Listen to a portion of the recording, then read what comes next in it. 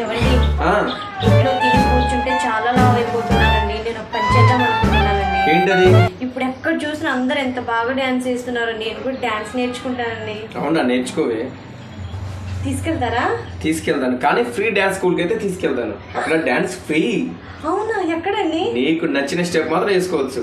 అవునా, సరే పదండి. పద. రాను రా రా.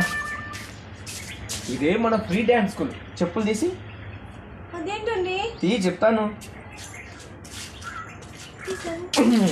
ఇప్పుడు నచ్చిన స్టెప్ వేసుకోవచ్చు, సరేనా? ఇదే ఫ్రీ డాన్స్ స్కూల్.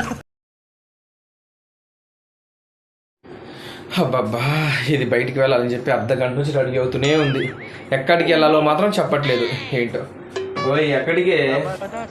చెప్తానండి, ఎందుకు అంత కంగారు పడుతున్నారు? వెయిట్ చేయండి ఒక 5 minutes. 5 minutes half an hour అయిపోయిందండి. ఇంకా ఎప్పటికి అవుతుందో మాత్రం నాకైతే అర్థం కావట్లేదు. ఓరి దేవుడు.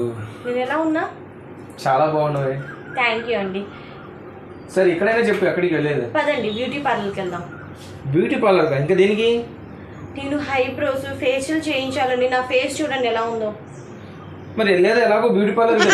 ఇంతసేపు రెడీ అయ్యో.